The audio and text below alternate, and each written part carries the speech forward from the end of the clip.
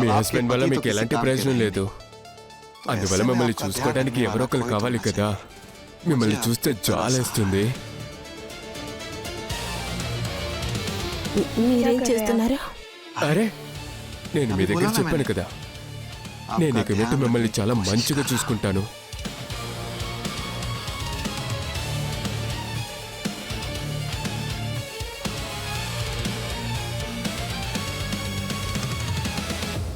కాస్త ప్రేమగా చేయండి.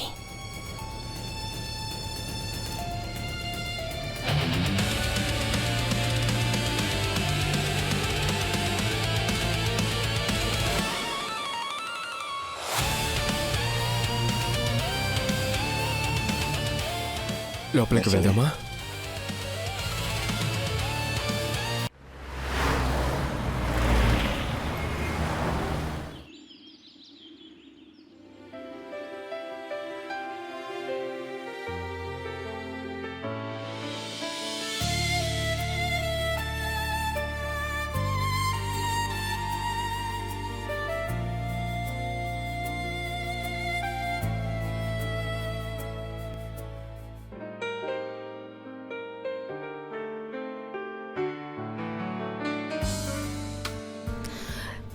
కాస్త కూడా ఓపిక ఉండరా? ఎప్పుడు చూసినా అర్జుంటే. నేనేవి కంగారు పడట్లేదు, నాకెందుకో తెలియట్లేదు. నిన్ను చూస్తే నాకు లోపల ఏదేదో జరుగుతుంది.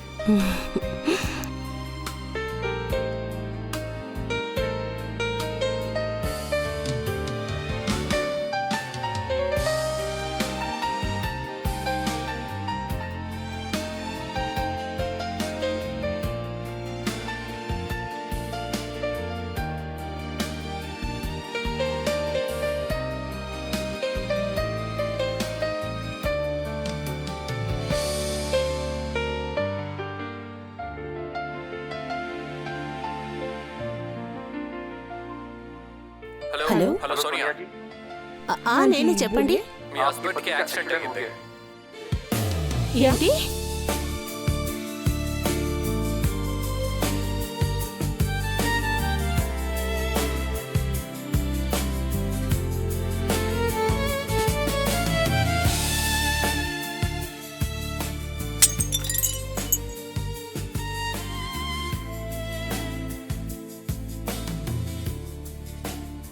ఆదిత్య, మీరు కాస్త ఓపిక ఉండొచ్చు కదా.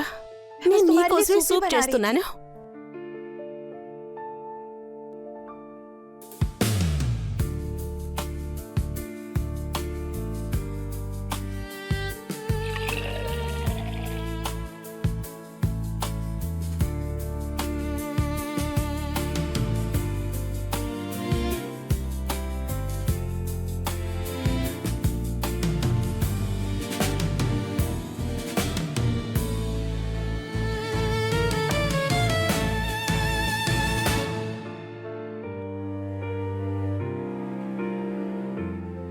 ఆదిత్య,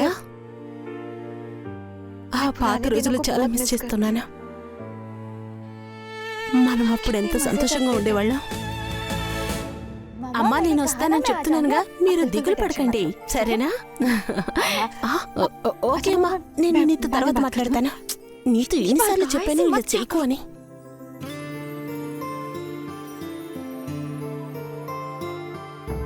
ఎందుకు ఇప్పుడు ఇలా చూస్తున్నావు? నన్ను ఇన్స్పిరేషన్ చేయడం అంత ఈజీ ఏమి కాదు ఆదిత్య. నేను మిగతా వాళ్ళకి సాధారణమైన అమ్మాయిని కాదు. అలాగా? ఓకే మిస్ సోనియా, నేను కూడా మామూలు అబ్బాయిని కాదు.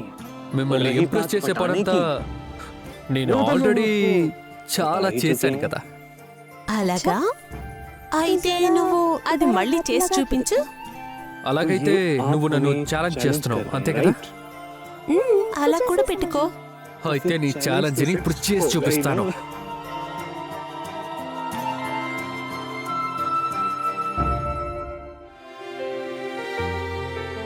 నువ్వు నన్ను పిచ్చిదాన్ని చేసావు. నేను ఇప్పుడు నన్నే మర్చిపోయాను. అంతా బాగా వెళ్తూ ఉంది.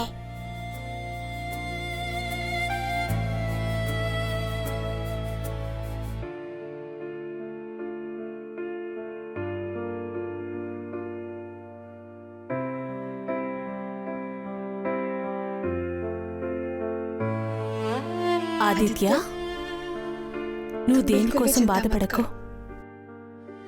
నేను ఎప్పుడూ నీతో చివరి వరకు ఉంటాను.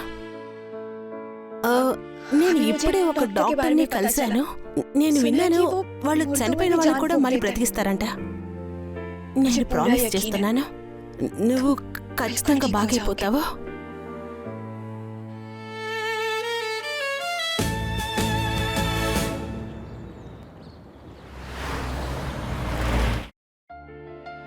రెండు సంవత్సరాలకు ముందు ఈయనకి యాక్సిడెంట్ అయింది. ఇతనికి ట్రీట్మెంట్ చేయకపోవడం వల్ల అలాగే ఇతను ప్యారలైజ్ అయిపోయాడు. ఈయన అప్పుడప్పుడు వ్రేళ్ళని చెక్ చేస్తుంటాడు. ఈయన అప్పుడప్పుడు కొంచెం అది తప్ప లేదా కరెక్ట్ అనిపిస్తే ఆయన మొహం ఎక్స్ప్రెషన్ చూపిస్తారు, ఇంకేమీ లేదు. మీ గురించి ఎక్కువ విన్నాను, అందుకనే మిమ్మల్ని నమ్మి నేను ఈ చోటుకు వచ్చాను. చూడండి, నేను నా యొక్క బెస్ట్ ఇస్తా.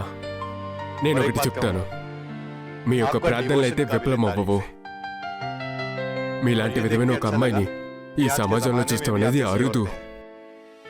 మీరు కాస్త బయట వెయిట్ చేయండి, నేను ఈయన్ని చెక్ చేసి వస్తా. మీరు దిగులు పడకండి, నేను బయట ఉంటాను.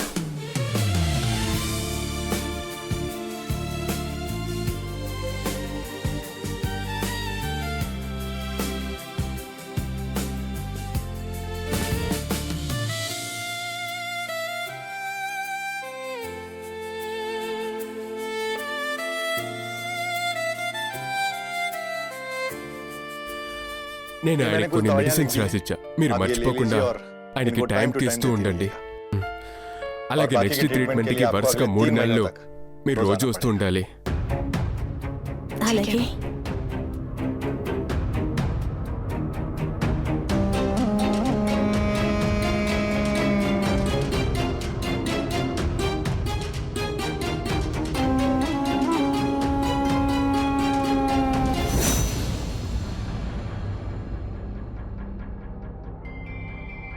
నాకు అనిపిస్తుంది మీకేదో ఒంట్లో బాలేదనుకుంటా. మీ యొక్క చేతి నాకు ఇవ్వండి.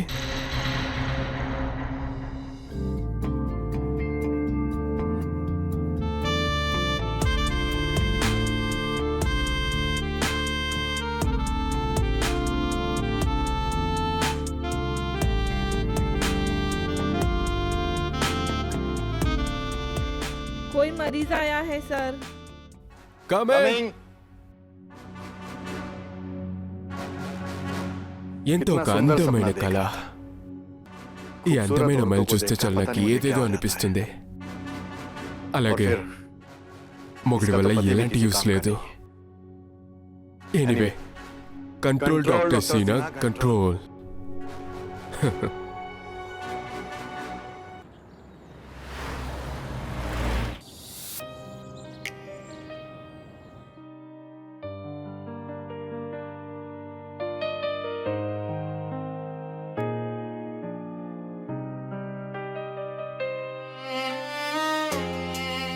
ఇక నేను భరించలేకపోతున్నాను. ఇంకా ఎన్ని రోజులని ఇలాగే చేయాలి? నా వల్ల కాదు. నువ్వు కాస్తైనా నా గురించి ఆలోచించి చూసావా?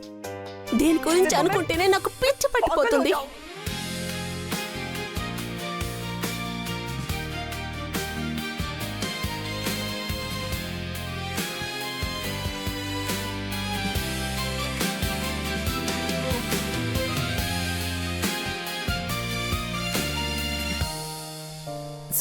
సారీ ఆదిత్య, నేనేమీ తెలియకుండా నేనేం చేయాలి? నేను ఒక మనిషినే కదా. కొన్ని సమయాల్లో కొన్ని విషయాలని నేను కంట్రోల్ చేసుకోలేకపోతున్నాను. నీకు అర్థమైంది కదా? నన్ను క్షమించు.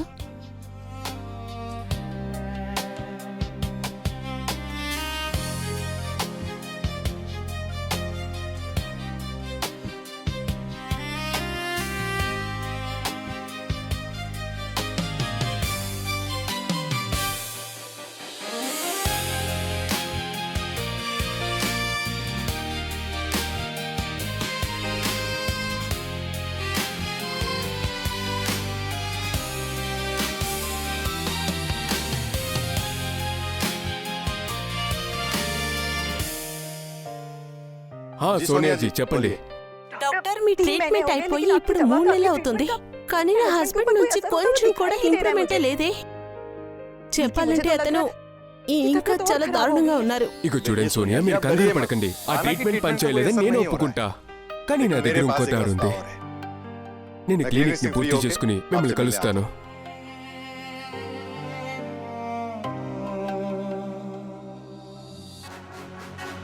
ఇప్పుడే నా స్పెషల్ ట్రీట్మెంట్ మొదలెడతా.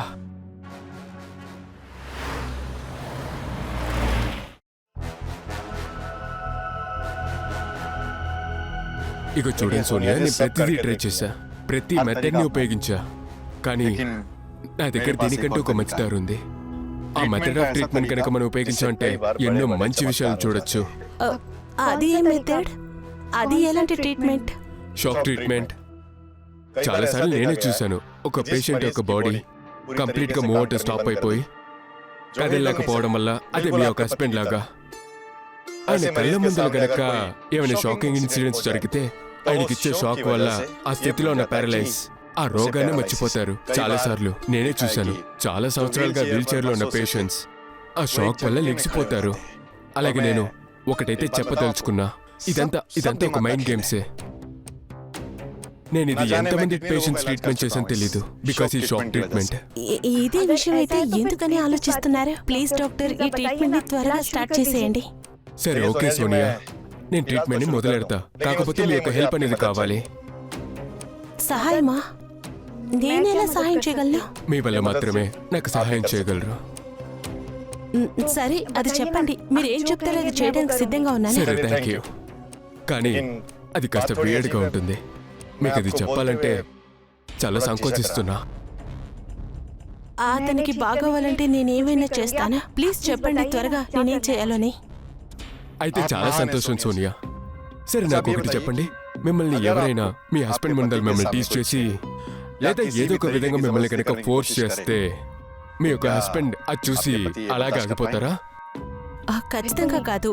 ఆయన ఈ పాటికి బాగుంటే వాళ్ళని ఖచ్చితంగా హత్య చేసుంటారా? సరిగ్గా చెప్పారు.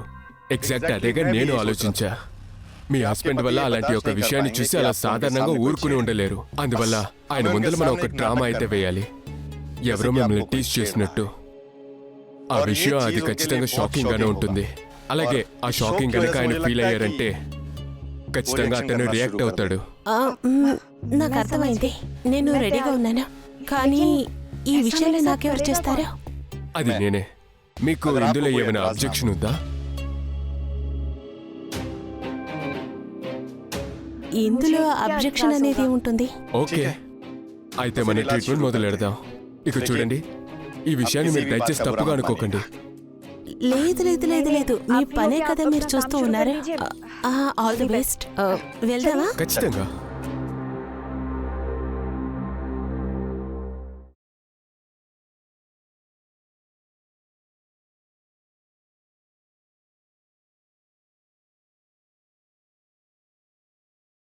నమస్తే సోనియా. రండి, వచ్చి కూర్చోండి.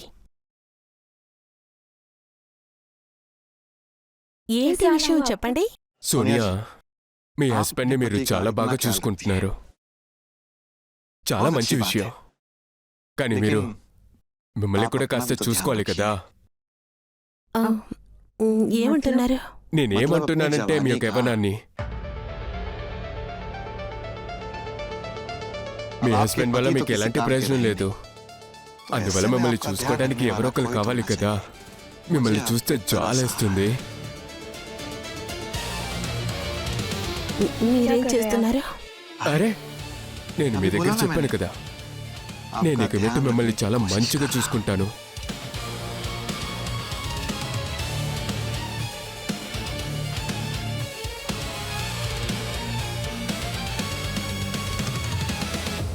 కాస్త ప్రేమగా చేయండి.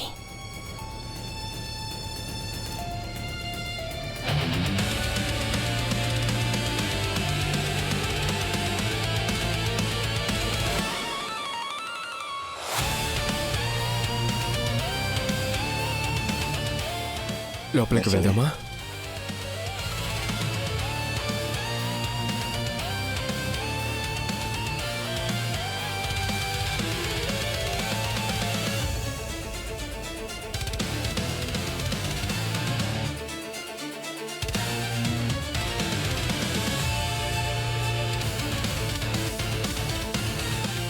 ఇక చూడు, ఇక మీట నీ హస్బెండ్ వల్ల ఎలాంటి ప్రయోజనం లేదు. అలాగే నీ హస్బెండ్కి కూడా నువ్వు అవసరం లేదు. నీకే ఇప్పుడు ట్రీట్మెంట్ అవసరం.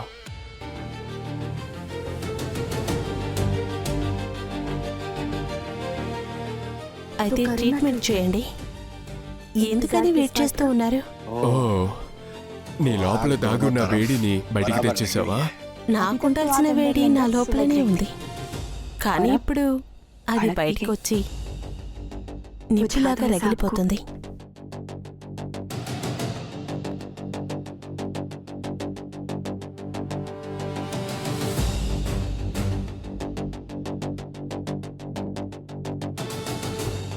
కాస్త ఓపిక పట్టు బంగారం. ఈరోజు నేనైతే నీ లోపల దాగున్న వేడిని నేను చల్లారుస్తా.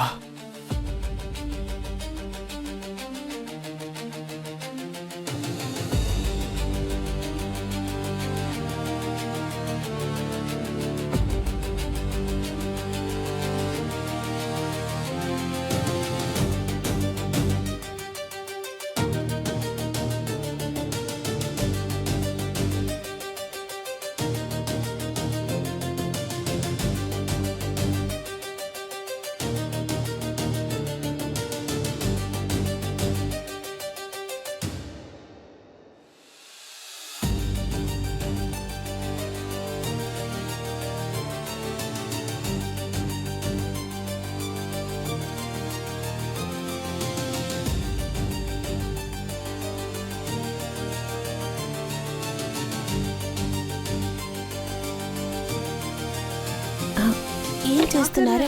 నీ హస్బెండ్ వల్ల చేయలేని విషయాన్ని నేను ఇప్పుడు చేయబోతున్నా. మీరేమైనా డాక్టరా లేక మృగమా? నేను ఒక డాక్టర్నే. నీ యొక్క ప్రేమతో నేను మృగంగా మారిపోయా. అరే వదలండి, మీరు చాలా దారుణం.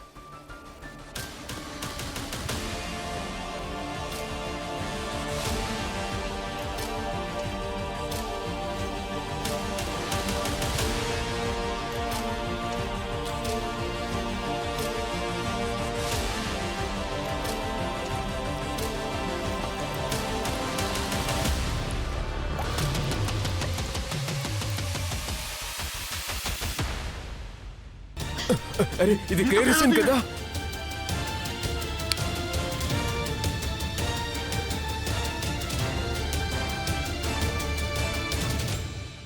ఎవరైనా కదిలారంటే ఎత్తాన్ని కలిపి కాల్చేస్తాను. సోనియా, నువ్వు ఇదే నువ్వు నన్ను చూసి ఆఖరిసారి. ఆదిత్య, ఆదిత్య, నీకు బాగైపోయిందా? ప్లీజ్ దయచేసి నన్ను క్షమించు. నేను పెద్ద తప్పు చేశాను. ఈ డాక్టర్ చెప్పినందువల్ల ఇదంతా చేశాను. నువ్వేంటి ఆడితో మాట్లాడుతున్నావు? చాలు, నోరు మూయి. నువ్వు నన్ను బాగా చూసుకున్నావు సోనియా, చాలా థ్యాంక్స్. అందుకని ఇది నేను చూస్తూ ఊరుకోలేను. కానీ నేను నీకు ట్రీట్మెంట్ మాత్రమే చేశాను. ఇది ట్రీట్మెంటా? దీనికి పేరు ట్రీట్మెంటా? చెప్పండి. నా వైఫ్తో పాటు నా బెడ్రూమ్ లో దీనికి పేరు ట్రీట్మెంటా?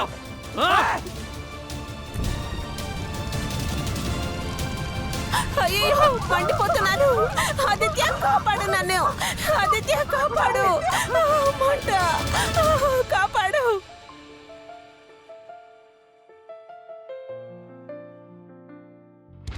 నాకింకో దారి కనిపించలేదు. అందరూ ఇది ఒక ఫైర్ యాక్సిడెంట్ అని అనుకుంటారా? అందులో వాళ్ళు చనిపోయారు.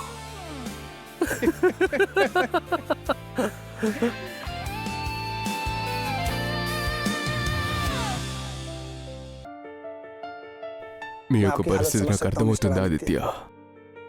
ముందుగా మీ వల్ల నడవలేకపోయారు. దాంతోపాటు మీ యొక్క వైఫ్ కూడా ఆలోచిస్తున్న బాధగా ఉంది. మీ యొక్క పరిస్థితిని చూసి మేము బాధ మాత్రమే పడగలము, కానీ మీరు బాధపడకండి. మిమ్మల్ని చూసుకోవడానికి గవర్నమెంట్ నుండి మీ సాత్తిని అపాయింట్ చేశారు. ఈ క్షణం నుండి ఈమె మమ్మల్ని చూసుకుంటుంది. శాలరీ గురించి మీరు ఆలోచించకండి, అది కూడా గవర్నమెంట్ ఇస్తుంది. సరే, ఓకే సార్, నేను ఇక బయలుదేరుతాను. మిమ్మల్ని మీరు చూసుకోండి. మీకేమైనా అవసరపడితే దయచేసి మాకు చెప్పండి. ఆర్తి మేడం, వీళ్ళని బాగా చూసుకోండి.